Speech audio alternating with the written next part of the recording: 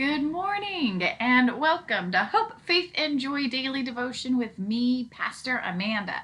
It is Tuesday morning and there's a lot of construction outside my window, so I apologize if you hear a lot of background noise right now. But just because there's a lot of background noise doesn't mean we can't still have a devotion together. So we're going to look at Exodus chapter 29 this morning. So yesterday, we talked all about what the priests would have to wear. And today we are going to actually it's a lot of information about what has to be done in order to ordain the priesthood. So in a sense, how to make these human beings holy in sight of the community.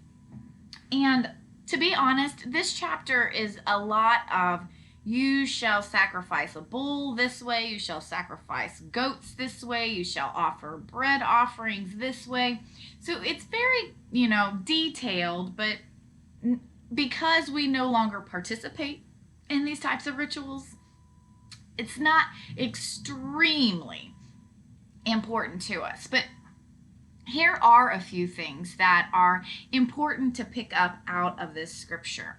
First of all, there is a part of this is the sacrificing is that the sin of the human being is kind of transferred over to these animals. It's called a sin offering.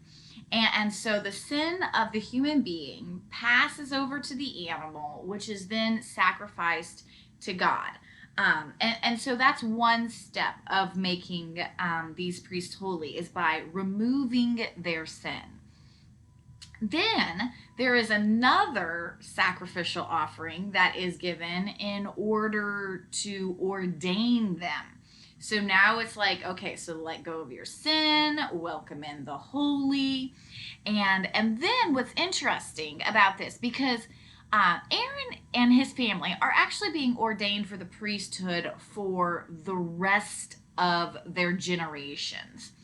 And so that means because they will be responsible for taking care of everything going on in the temple, keeping everything holy, they're unable to truly make a living in the sense of how they would make a living. They would not be able to go out hunting. They would not be able to, grow gardens, and they would not be able to be shepherds. So they weren't able to have those jobs.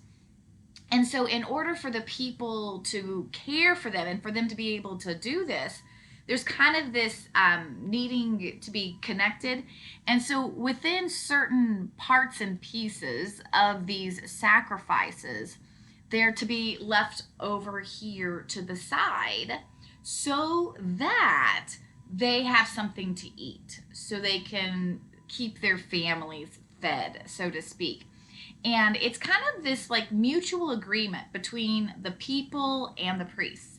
The people will bring their offerings, and then the priests will keep everything holy, and then from those offerings they will be able to eat something.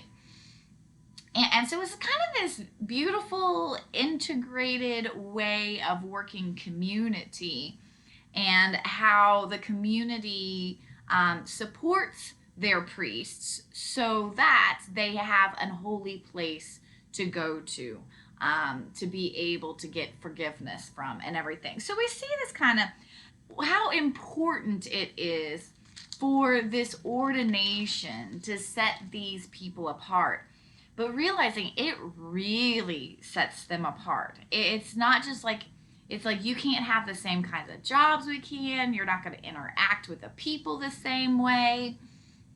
And you're always going to be visibly different than everybody else. And so really that's what kind of this chapter really brings up. And it also starts to say like what kind of offerings need to be made on a daily basis in order to keep that space holy. And so it's just kind of a very detailed chapter today, but it reminds us of how being set apart for God, there's a lot to it. And as I was reading through my commentary this morning, I mean, we do have to be careful that thinking that these rituals just really automatically make a person holy. It's not that. It's really what their heart intent is. It's how they're leading the people. We can't get to this point to an extreme that a ritual would make a person holy. But within the ritual and the person's heart intent, you do get holy. There is the ability to connect the holy to the holy. And so, and also, I think it's important to realize that we might not use all of these rituals today, but that doesn't mean it's archaic. It doesn't mean that it's beyond us. But it goes to lift up to show how important these ceremonies are to help people recognize the holy. And so, not to completely discard it, but to see what aspects of it really can be lifted up so that we can encounter God in our space, right where we are, in our community. We can do this in our home, in our church, by recognizing the holy spots. And we do have to do little things to say, hey, this was a holy spot. And we can do that. We can do that every day. Make holy spots all around us. And we can make ourselves holy every day. But it is an ongoing process, day in and day out. And so I hope that gives you something to think about today. These are some intense chapters that we have right now with lots of details that we don't really even participate in now, but they still can offer us glimpses of the divine. And so thanks for joining me today with Hope, Faith, and Joy.